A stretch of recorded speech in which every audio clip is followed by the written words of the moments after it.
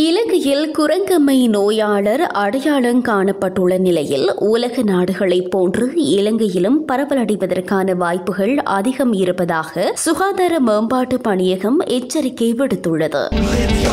Prime group அறிமுகப்படுத்தும் இலங்கையின் முதலாவது நவீன வீட்டு அபார்ட்மெண்ட் நகரம் கிரிபத்குடையில் 22 மில்லியனிலிருந்து ஆரம்பமாகின்றது.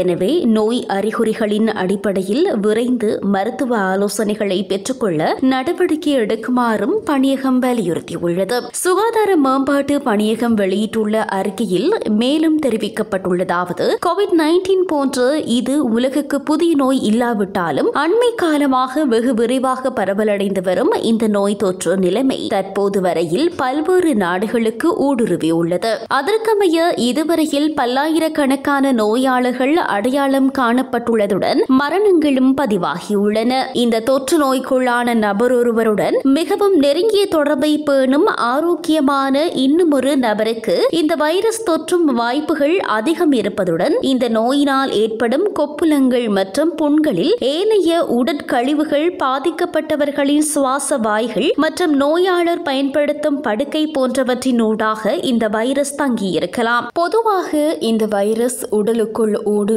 5 அல்லது 21 நாட்களுக்குள் நோய் அறிகுறிகள் தென்படும் என்பதுடன் இந்த அறிகுறிகளாக காய்ச்சல், காதோரங்களில் வீக்கம், இடுப்பு வலி, கடுமையான உடல் சோர்வுடன் கூடிய கொப்புளங்கள் என்பவை உள்ளடங்கும். பொதுவான காய்ச்சல் ஏற்பட்டு 13 நாட்களாகும் போது கொப்புளங்கள் தென்பட ஆரம்பமாகும் என்பதுடன் பிரதானமாக முகம் மற்றும் கைகள், உடல் அடிப்பாகங்களில் இதனை அவதானிக்க கூடியதாக இருக்கும். இதற்கு மேலதிகமாக வாய், பாலுறுப்புகள் மற்றும் கண்களை அண்மித்த பகுதிகளில் வலியை ஏற்படுத்தக்கூடிய கொப்புளங்கள் அல்லது புண்கள் ஏற்படும் சந்தர்ப்பங்களும் இருக்கின்றன. இந்த நோயை உறுதிப்படுத்திக் கொள்வதற்காக பல்வேறு இரத்த பரிசோதனை மற்றும் PCR பரிசோதனை மேற்கொள்ளப்படுகின்றது. இந்த நோயினால் ஏற்படக்கூடிய புண்கள் முழுமையாக ஆறி அதனால் ஏற்பட்ட தழும்புகள் மறையும் வரை குரங்கம்மை நோயாளர் நோய் தொற்று காரணியாக இருப்பதற்கான வாய்ப்புகள் இருக்கின்றன.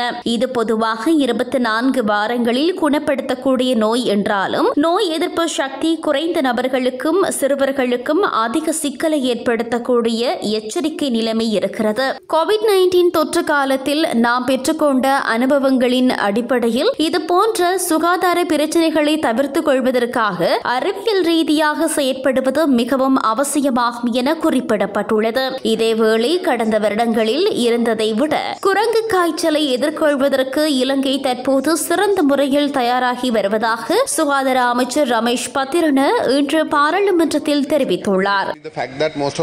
பாராளுமன்ற உறுப்பினர் ரவ் பக்கீம் எழுப்பிய கேள்விக்கு பதிலளிக்கும் போதே அவர் இதனை குறிப்பிட்டுள்ளார். மேலும் குறித்த நோயினால் மக்கள் பாதிக்கப்படாமல் இருப்பதற்கு தேவையான சகல நடவடிக்கைகளும் எடுக்கப்பட்டுள்ளதாகவும் சுகாதார அமைச்சர் இதன்போது தெரிவித்தமை குறிப்பிடத்தக்கது.